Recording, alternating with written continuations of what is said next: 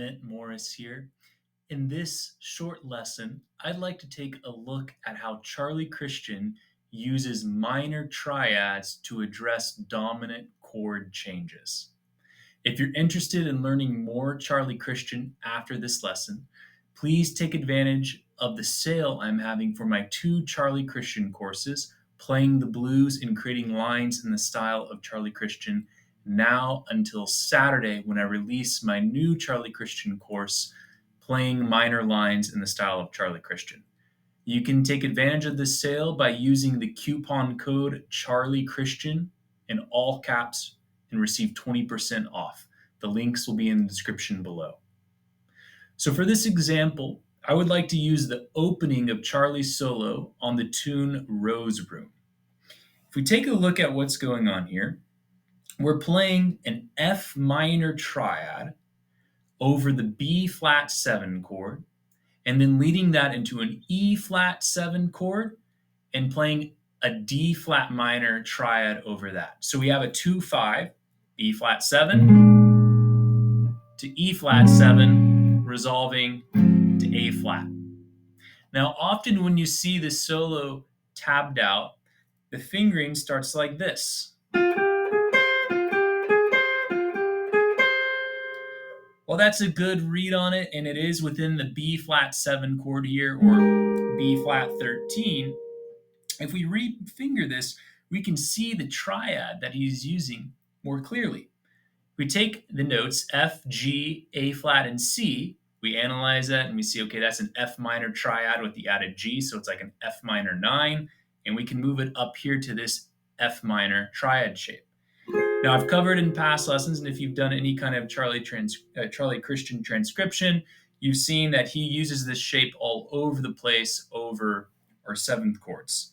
So what we can do here is play F, G, A flat, C, and we can really associate this melody with the actual chord shape and the harmony. So we have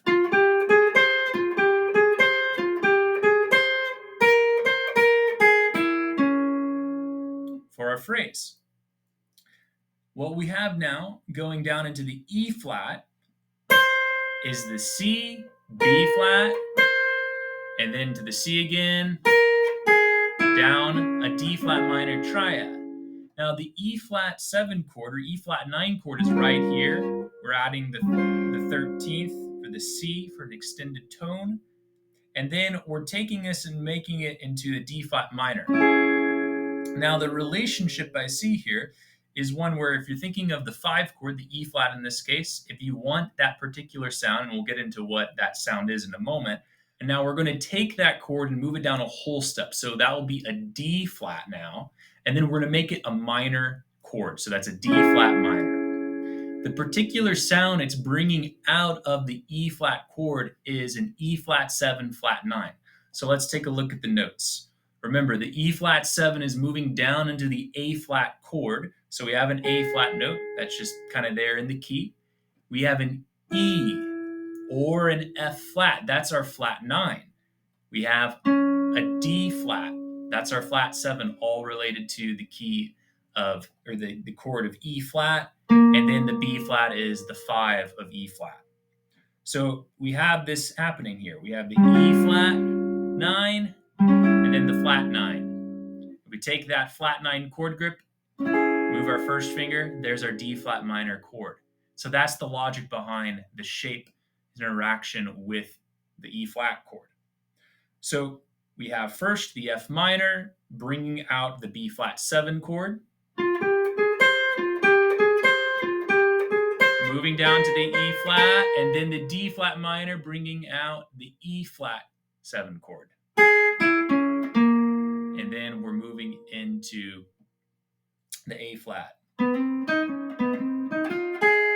resolve. Now we see this a little later on in the solo with this next lick, which I'll share.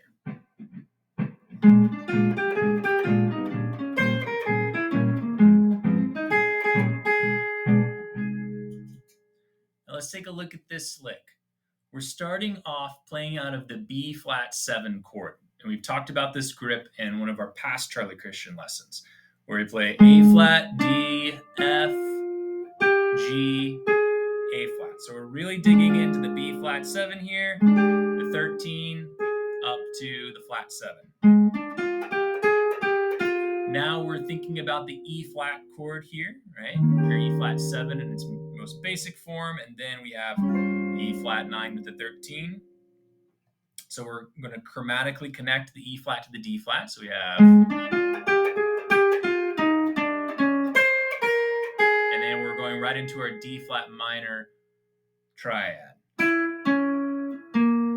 down to the 5th of E flat. So again, you have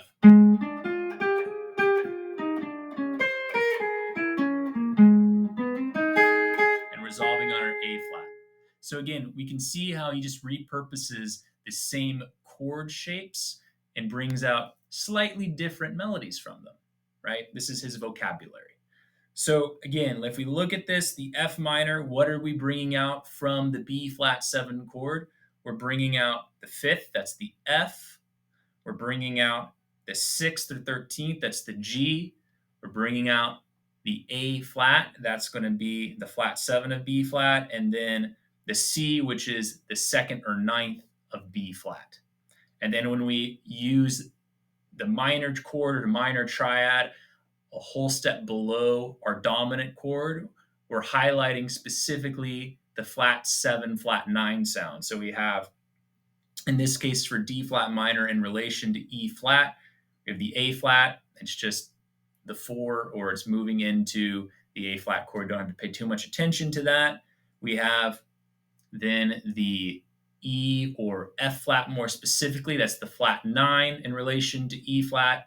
We have our D flat, that's going to be the flat 7 in relation to E flat, and then the B flat, that's the 5th in relation to E flat.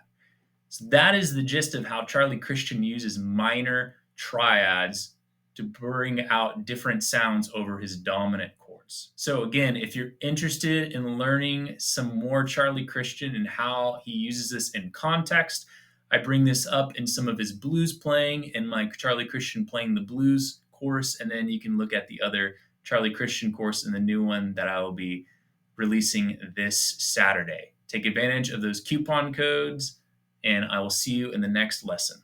Thank you.